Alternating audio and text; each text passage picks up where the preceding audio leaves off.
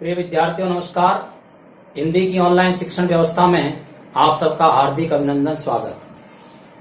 आज हम अध्ययन करेंगे कक्षा 10 प्रश्न पत्र व्यावहारिक व्याकरण खंड 3 के वाक्य शुद्धि संबंधी प्रकरण का। वाक्य शुद्धि में हमने लिंग संबंधी अशुद्धियों का अध्ययन कर लिया है, वचन संबंधी अशुद्धियों का अध्ययन कर लिया है, कारक संबंधी अशुद्धियों में कर्ता कारक से संबंधित अशुद्धियां और उनके नियम ये हम जान चुके हैं। आज हम सीखेंगे कर्म कारक। इसका चिन्ह है को। इससे संबंधित अशुद्धियां कैसे दूर करते हैं, उसके नियम क्या है, इसको सीखने के लिए और शिक्षण के अन्य वीडियो आपके पास आते रहे, इस हेतु से आप इसे सब्सक्राइब करें। अध्ययन के अंत में कम से कम 2 बार इस वीडियो को आप सुने और फिर अपनी कॉपी में उतार करके और याद करें। तो आइए सीखते हैं कारक संबंधी अशुद्धियों का ज्ञान, कर्म संबंधी अशुद्धियों का ज्ञान। कर्म कारक और इसका चिन्ह है को। वाक्य में को चिन्ह का प्रयोग कब करना उचित रहता है और को चिन्ह का प्रयोग कब नहीं करना चाहिए, या ऐसी कौन सी स्थितियां हैं तब को चिन्ह का प्रयोग आवश्यक रूप से होता ही है, या फिर ऐसी कौन सी स्थितियां हैं उस समय हम यदि को चिन्ह का प्रयोग नहीं करेंगे तो भी हमारा वाक्य शुद्ध हो जाएगा। इस प्रकार के नियमों को हम 2 श्रेणियों में बांटते हैं। कर्म संबंधी अशुद्धियां 2 श्रेणियों में बांट करके अध्ययन करते हैं। उसमें से एक है सामान्य नियम। सामान्य नियम का तात्पर्य इस प्रकार के नियमों से है जिसका ज्ञान हमें वाक्य में पढ़ने से ही हो जाता है कि यहां पर को शब्द का प्रयोग जो किया जा रहा है वह गलत है या सही है। और एक होते हैं विशेष नियम। विशेष नियम का अर्थ है व्याकरण में उन नियमों का उल्लेख किया गया है, उनका यदि हम पालन नहीं करेंगे तो हमारा वाक्य अशुद्ध हो जाएगा। यह समझाया जा रहा है हमको। आप देखिए सामान्य नियमों में पहली जो बात हमें बताई है अनावश्यक प्रयोग। कई बार को चिन्ह की आवश्यकता नहीं रहती है, उसके बाद भी विद्यार्थी उसमें को चिन्ह का प्रयोग कर देता है। उदाहरण के द्वारा समझाया है, उसने नीचे को देखकर कहा। अब यहां को जो चिन्ह है, को जो विभक्ति है, उसका प्रयोग अटपटा लग रहा है। यदि इसको हम शुद्ध लिखना चाहते हैं तो इसका शुद्ध रूप होगा उसने नीचे देखकर कहा। को चिन्ह की आवश्यकता नहीं है, पर विद्यार्थी कई बार उसका प्रयोग कर देता है, तो ये हमको सावधानी रखनी है। दूसरा उदाहरण है सत्याग्रही बड़ी बड़ी यातनाओं को सहते हैं। अब यदि हमें इसको शुद्ध करना है तो हम इसको ऐसे कर सकते हैं, सत्याग्रही बड़ी बड़ी यातनाएं सहते हैं। इस तरह से अन्य और भी वाक्य होंगे। आप एक बार अपने शास्त्र में देख करके इस प्रकार के वाक्यों की सूची तैयार करें और उनका अभ्यास करें।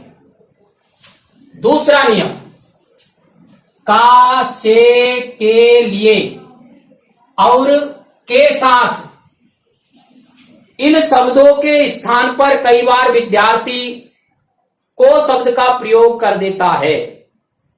वास्तव में तो इन परसर्गों का प्रयोग होना चाहिए वहां, पर विद्यार्थी उसको नजरअंदाज करके और को शब्द को लगा देता है, को परसर्ग को लगा देता है। उदाहरण के द्वारा समझाया जा रहा है, प्रसाद का अध्ययन करने वालों को यह उपयोगी है। अब यदि इसे हम शुद्ध करना चाहते हैं, या इसका शुद्ध रूप होगा, प्रसाद का अध्ययन करने वालों के लिए, को नहीं होगा यहां, के लिए यह उपयोगी है। लेकिन विद्यार्थी ने क्या किया, के लिए के स्थान पर को परसर्ग का चिन्ह लगा दिया, अशुद्ध हो गया। तो इसका हमको ध्यान रखना है। कई बार को परसर्ग का प्रयोग करने से लिंग बदल जाता है, और लिंग बदल जाता है तो वाक्य अशुद्ध हो जाता है। यह भी हमें सावधानी रखनी पड़ेगी। उन्होंने भवन की कार्यवाही को देखा, अब कार्यवाही स्त्रीलिंग है, देखा पुल्लिंग की क्रिया का प्रयोग हो गया को के कारण से। यदि इस को परसर्ग को वाक्य में से अलग कर देते हैं तो हमारा वाक्य होगा उन्होंने भवन की कार्यवाही देखी, वाक्य शुद्ध हो जाएगा। को के कारण से लिंग बदल गया। तो हमें इस तरह की सावधानियां रखनी है, ध्यान रखना है। अब उदाहरण अन्य हैं शास्त्र में देख करके, और आप इनकी सूची तैयार करेंगे। ये सामान्य बातें हैं। कुछ व्याकरणिक नियम हैं, तो ऐसे नियमों का भी यहां उल्लेख किया है। उनको हमने विशेष नियम नाम दे दिया, याद रखने की दृष्टि से, पढ़ने की दृष्टि से, या समझने की दृष्टि से। क्योंकि पढ़ना और पढ़ाना यह भी एक कला है। पढ़ते सब हैं, लेकिन आप उसको कला पूर्वक पढ़ेंगे तो सहज हो जाएगा। को विभक्ति का प्रयोग व्यक्ति के साथ होता है, वस्तु प्राणी स्थान के साथ नहीं होता है। होता है तो विकल्प से होता है। विकल्प यानी आप को शब्द का प्रयोग नहीं करेंगे तब भी वाक्य शुद्ध होगा। आप देख लीजिए, मैं राम को देखता हूं, राम के कारण को परसर्ग का प्रयोग हुआ है। मैं हाथी को देखता हूं, या को लगाने की आवश्यकता नहीं है, मैं हाथी देखता हूं, ऐसे भी हमारा वाक्य शुद्ध हो जाएगा।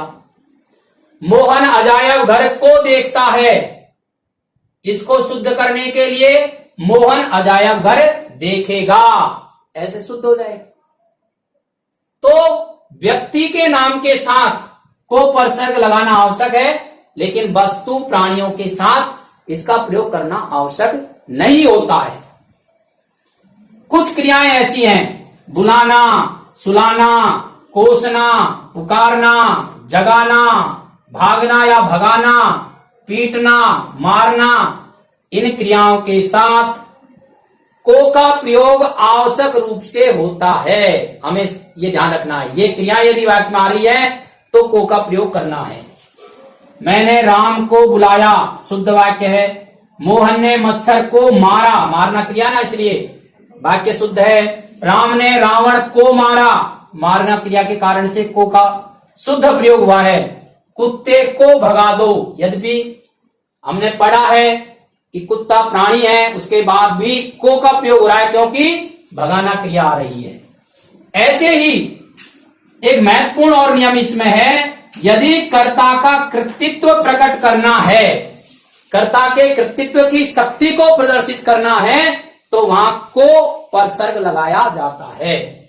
मैंने यह किताब लिखवाई, यहां पर यह सामान्य वाक्य हो गया। इसको यदि हम शुद्ध करना चाहते हैं और कर्ता का कृतित्व दिखाना चाहते हैं तो यह वाक्य शुद्ध होगा, मैंने इस किताब को लिखवाया, को का प्रयोग होगा। इस तरह से कर्म कारक संबंधी अशुद्धियों के ये नियम हमने ध्यान में किए हैं। कर्ण कारक संबंधी अशुद्धियों का ज्ञान हम अगले वीडियो में करेंगे। आप इसका स्क्रीनशॉट ले लें। धन्यवाद।